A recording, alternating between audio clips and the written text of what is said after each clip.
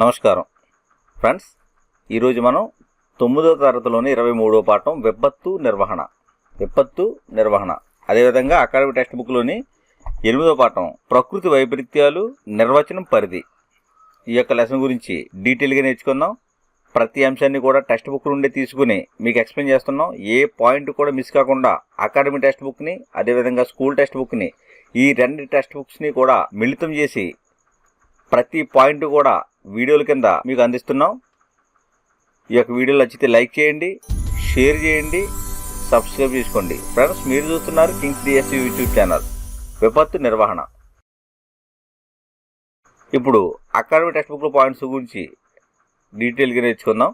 Hazard అంటే వైపరీత్యం అంటారు.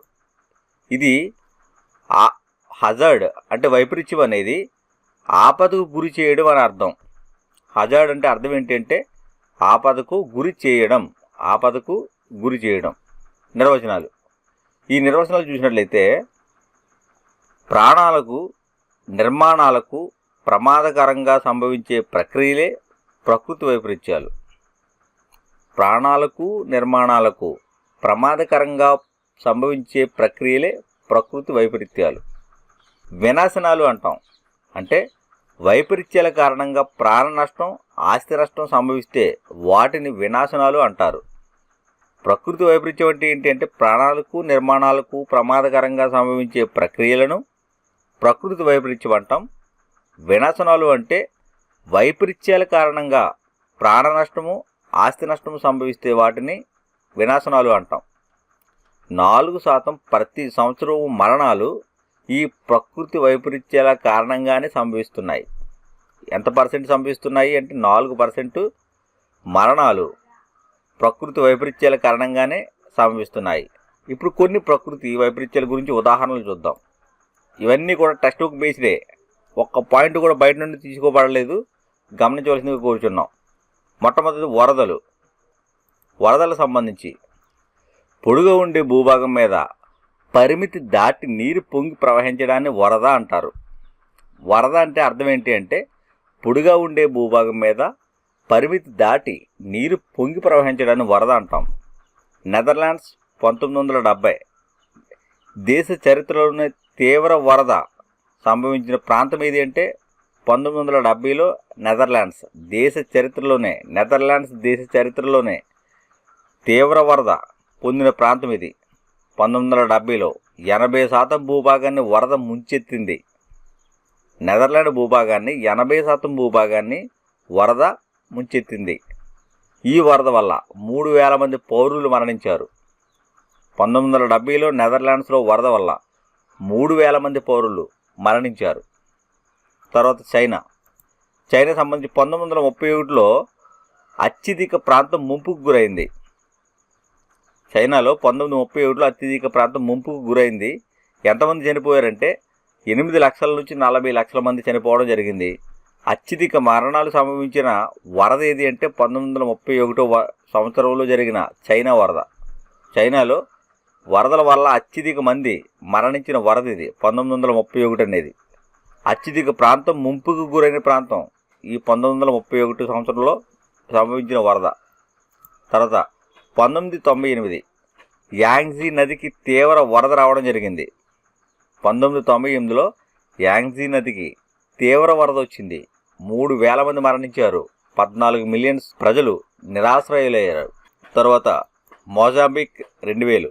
ఇక్కడ ఈ మోజాంబిక్లో సంభవించిన వరద వల్ల 800 మంది మరణించారు. గ్వాటిమాలా 2003 మార్చి నెలలో ఆకస్మిక వరద సంభవించింది. గ్వాటిమాలాలో 2003లో మార్చి నెలలో ఆకస్మిక వరద సంభవించింది. బంగ్లాదేశ్ వరద 2004 ఇది ఏప్రిల్ నెలలో సంభవించింది. అదేవిధంగా 2005లో భారత్లో జూలై ముంబైలో సంభవించింది. అదేవిధంగా అదే 2005లో అమెరికాలో కత్రినా హరికేన్ ఆగస్టులో సంభవించింది. న్యూ ఆర్లియన్స్ నగరంలో 80% ముంపుకు గురైంది. 1836 మంది మృత్యువాత పడ్డారు. అమెరికాలో జరిగిన 2005 కత్రినా హరికేన్ వల్ల. ఇది ఆగస్టులో సంభవించింది. న్యూ ఆర్లియన్స్ నగరంలో 80% ముంపుకు గురైంది. తర్వాత 2006 ఈ 2006కి సంబంధించి ఆఫ్ఘనిస్తాన్ ఇక్కడ మృతులు 80 మంది. సోమాలియా మృతులు 52 మంది. అదేవిధంగా 2009 ఇక్కడ భారత్ బంగ్లాదేశ్లో మే 26న పశ్చిమ బెంగాల్ బంగ్లాదేశ్లో ఐలా తుఫాన్ సంభవించింది. 2009లో మే 26న పశ్చిమ బెంగాల్ బంగ్లాదేశ్లో ఐలా తుఫాన్ సంభవించింది. మన దేశంలో 34 మంది, బంగ్లాదేశ్లో 81 మంది మరణించడం జరిగింది 2009లో సంభవించిన ఐలా తుఫాన్ కారణంగా. నైలోమీటర్. ఈ నైలోమీటర్ అంటే వరద సంభవించే సమయంలో ప్రజలను హెచ్చరించేందుకు ఉపయోగించే సాధనం. వరదలు సంభవించే సమయంలో ప్రజలను హెచ్చరించేందుకు ఉపయోగించే సాధనం ఏంటి అంటే నైలోమీటర్. వరదలు సంభవించే సమయంలో ప్రజలను హెచ్చరించేందుకు ఉపయోగించే సాధనం. 2025కి ప్రపంచ జనాభా 8 బిలియన్లు ఉంటుందని అంచనా వేయడం జరిగింది. 2025 సంవత్సరానికి ప్రపంచ జనాభా ఎంత ఉంటుందంటే 8 బిలియన్లు ఉంటుందని అంచనా వేయడం జరిగింది. తర్వాత కరువు, క్షామం. విపత్తులలో ఇది రెండవ అంశం. మొదటిది వరద, రెండోది కరువు, క్షామం. కరువు అంటే తగినంత నీరు లభించకపోతే దానిని కరువు అంటారు. అవపాత మొత్తాన్ని సాధారణ అవపాతంతో పోల్చినప్పుడు బయలుపడే తగ్గుదలను తీసుకుని క్షామ తీవ్రతను ఎలా నిర్ణయిస్తారు అంటే అవపాత మొత్తాన్ని సాధారణ అవపాతంతో పోల్చినప్పుడు బయలుపడే తగ్గుదలను తీసుకుంటూ ఉంటారు. క్షామ తీవ్రతను నిర్ణయిస్తారు ఈ తగ్గుదల బట్టి. ఎల్ నీనో. మహాసముద్రాల ఉపరితల ఉష్ణోగ్రత మార్పు చెంది జల ప్రాంతాలు నిర్జల ప్రాంతాలు జల ప్రాంతాలుగాను మార్పు చెంది వాయురాశులను స్థాన చలనం చెందుట వల్ల అసాధారణ వర్షాలు, క్షామాలు సంభవిస్తాయి. దీనినే ఎల్ నీనో అంటారు.